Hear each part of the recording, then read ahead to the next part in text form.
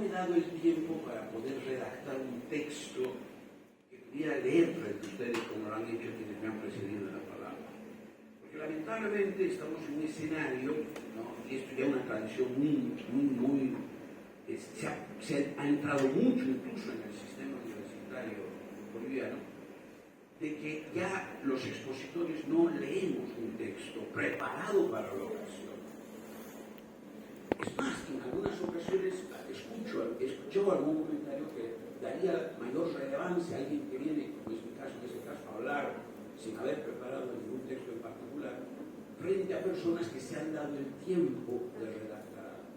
Y es que ese hecho de sentarse 1, 2, incluso tal vez más tiempo, ¿no? 1 o 2 días, iba a decir, pero tal vez con más anticipación, una semana o un mes, a decir, ¿qué voy a hablar frente a ese público que está destinando cierta cantidad de tiempo de su vida para irme a escuchar?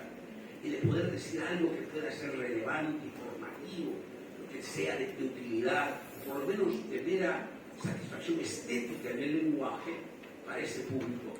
¿Qué es lo que tengo que decir? Sentarse y poderse redactar un pequeño, o más corto, más pequeño discurso.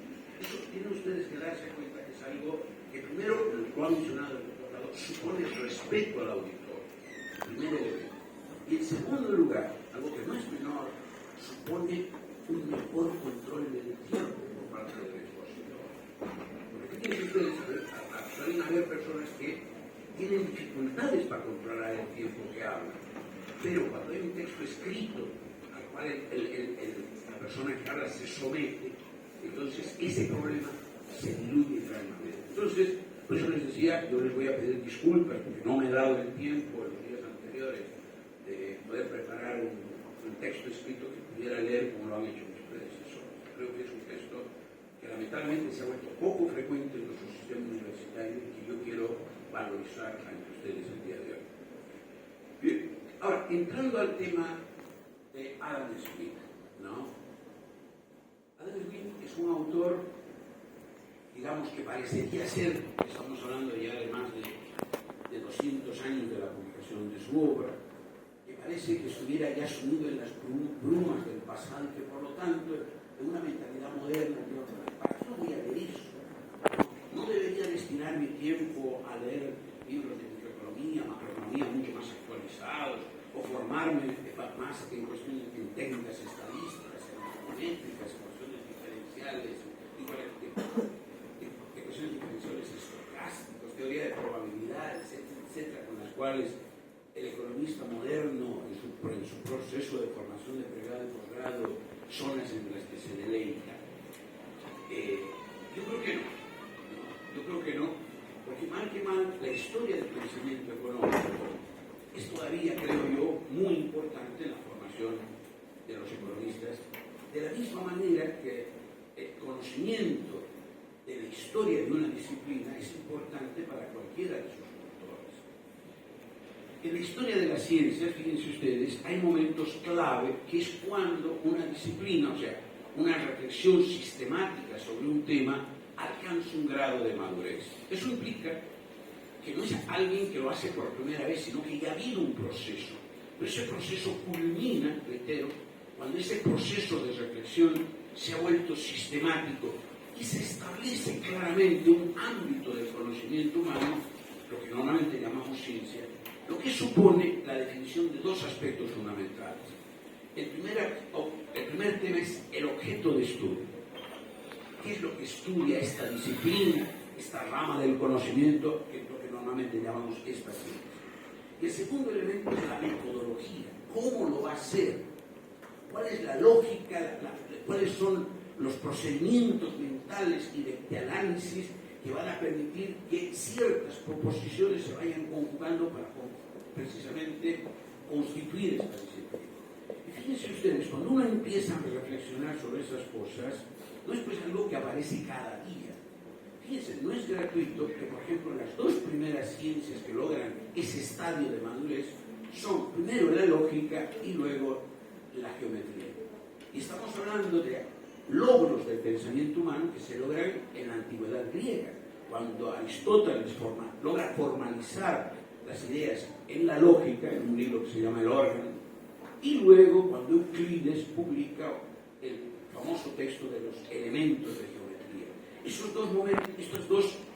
dos momentos, cuando Aristóteles escribe el Organón y Euclides escribe los elementos de geometría, son los momentos culminantes donde por fin, por un lado la lógica, la reflexión sobre la verdad de las proposiciones, sobre la validez de los razonamientos, ha alcanzado su madurez, y Euclides hace lo propio en la geometría.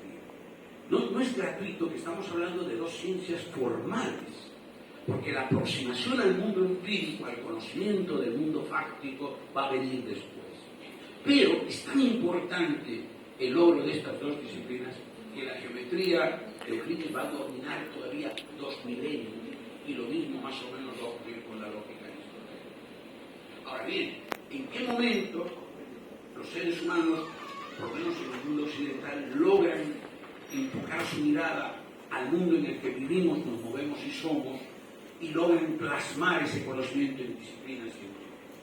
Fíjense ustedes que las dos primeras que aparecen son la física y la astronomía, guiadas por grandes colosos de la historia del pensamiento humano, como son Galileo, Kepler, y ambas, los trabajos de todos estos predecesores culminan en los principios matemáticos de la filosofía natural Isaac Newton.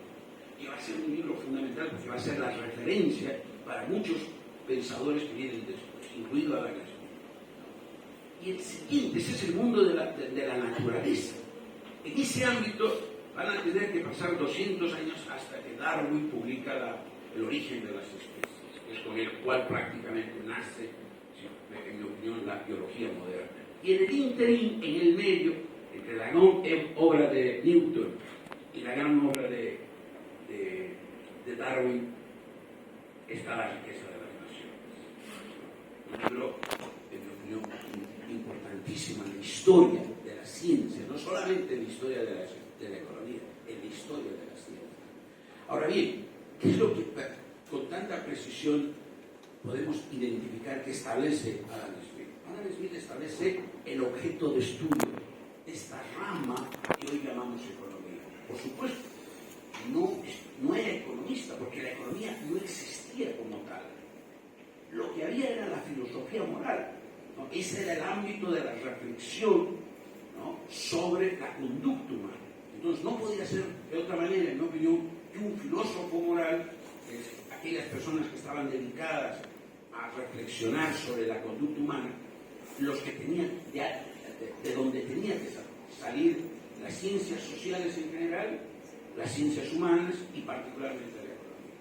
Ahora bien, pero es cierto, por ejemplo, Santo Tomás aborda ciertos problemas, pero lo hace desde el punto de vista de la moral. O sea, la pregunta para él era, ¿cuándo un precio es justo? ¿Cuándo esconder las fallas de un objeto que estoy vendiendo es correcto o es incorrecto? O sea, la pregunta siempre va en un plano de preguntarse si una acción es buena o es mala. Adam Smith va a tener la gran lucidez, basado obviamente en una tradición, pero de ponerlo muy claro, que dice, bueno, vamos a tratar de comprender la conducta humana. Y precisamente no es gratuito que primero viene la teoría de los sentimientos morales, porque Adam Smith, junto con no hay que olvidarse que era un íntimo amigo del gran filósofo David Hume, ¿no? De hecho, sus sistemas morales son muy semejantes, tienen muchos puntos de contacto. Pero un elemento clave, tanto en Hume como en Smith, pero más marcado en Smith, es que Smith construye una teoría, la teoría de los sentimientos morales, donde trata de entender la conducta de las personas, ¿no?, sin hacer referencia a códigos religiosos, por ejemplo, lo que supone una suerte de naturalización de la conducta humana. O sea, no apela a argumentos extrahumanos, no apela a argumentos de tipo religioso, teológico o metafísico. Y además, en la teoría de los sentimientos morales, el ser humano aparece inmerso en la sociedad, porque el espectador imparcial no es otra cosa de lo que creemos que los demás piensan de nosotros. O sea, la referencia a el otro, lo que el otro cree de mí, cómo el otro puede juzgar mis acciones es fundamental para esto.